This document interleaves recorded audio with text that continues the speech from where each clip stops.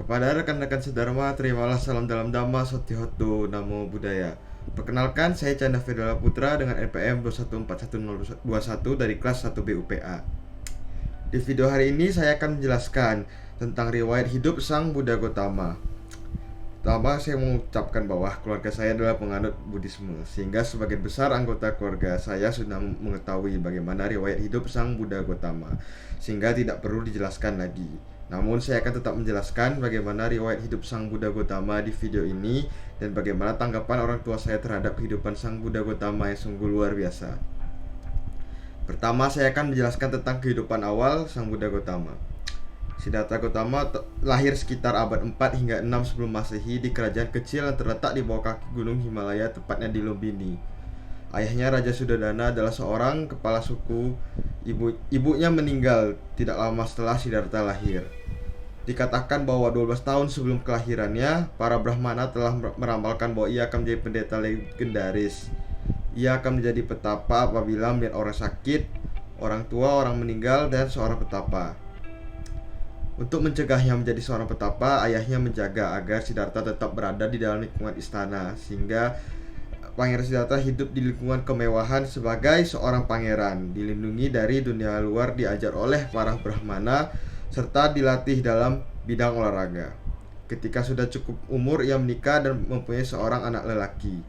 Walaupun memiliki segalanya, beliau tidak pernah merasa cukup. Selalu ada sesuatu yang menariknya untuk keluar ke dunia di balik dinding istananya.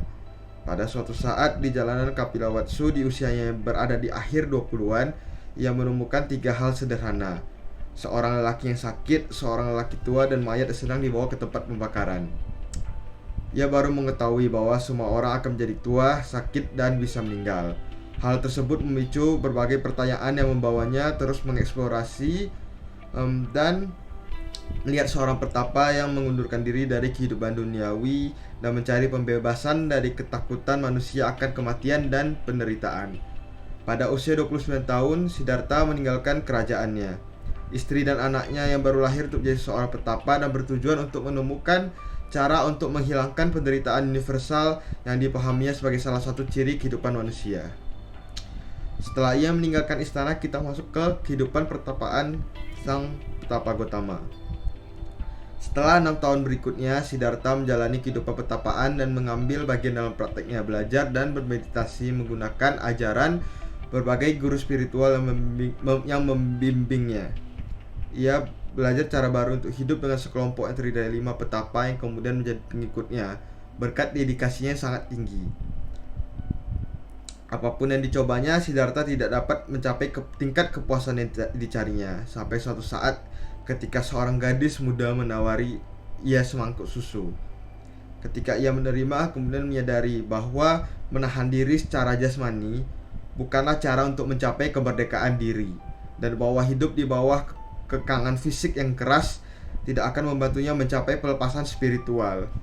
Jadi ia menerima susu tersebut, minum air dan mandi di sungai. Sejak saat itu, Siddhartha mendorong orang-orang untuk mengikuti jalan keseimbangan daripada mengikuti jalan yang ekstrim. Kemudian Buddha Gotama mencapai waktunya ketika suatu malam Siddhartha duduk di bawah pohon bodhi, bersumpah tidak akan bangun sampai kebenaran yang dicarinya datang, bermeditasi sampai matahari terbit keesokan harinya. Ia tetap di sana selama beberapa hari untuk memurnikan pikirannya, menelaah seluruh hidupnya dan kehidupan sebelumnya di dalam pikiran. Para petapaan ini diganggu oleh Mara, dewa penggoda yang berkekuatan dahsyat, yang menaklukkan dan melawan Mara ketika bintang pagi tampak di ufuk timur dengan kemauan yang keras dan keyakinan yang kokoh. Sehingga pada saat itu ia mencapai penenangan sempurna dan menjadi Samya Sambuddha, tepat ketika waktu bulan purnama Siddhi di usia yang ke-35 tahun di bulan Waisak. Dari tubuhnya memancar 6 sinar Buddha ketika mencapai pencerahan sempurna. Kemudian setelah mencapai penenangan sempurna, Buddha Gotama mendapatkan gelarnya, antara lain Buddha Gotama, Sakyamuni, Tathagata, Sugata, Bhagawa, dan masih banyak lagi. Khotbah pertama yang disebut Dhammacakkappavattana Sutta didengarkan oleh kelima petapa pengikutnya. Isi khotbah tersebut adalah penjelasan mengenai jalan tengah yang ditemukannya, yaitu berupa 8 ruas jalan kemuliaan dan juga 4 kebenaran mulia yang menjadi pilar dari ajaran Buddha. Kemudian Siddhartha membentuk Sangha, suatu komunitas untuk para petapa yang tidak mengacuhkan semua pembatas antara kelas, ras, jenis kelamin, dan latar belakang manusia dengan hanya satu tujuan, yaitu untuk mencapai pencerahan. Pada akhirnya ia bertemu kembali dengan ayahnya. Kemudian istrinya Yasodhara menjadi murid dan petapa, sementara anaknya juga menjadi petapa di usia 7 tahun dan tinggal bersama ayahnya. Selama 45 tahun kemudian, Buddha Gautama menyebarkan Dhamma dengan berkelana kepada umat manusia lainnya dan menyebarkan dengan cinta dan kasih sayang hingga usianya 80 tahun, dan menyadari bahwa 3 bulan setelahnya ia akan mencapai parinibbana, yaitu meninggalkan bentuk fisik tubuhnya. Tubuh Buddha kemudian dikremasi dan sisa abu ditempatkan di kubah berbentuk stupa yang merupakan bentuk umum dalam agama Buddha dan disebarkan dalam banyak lokasi.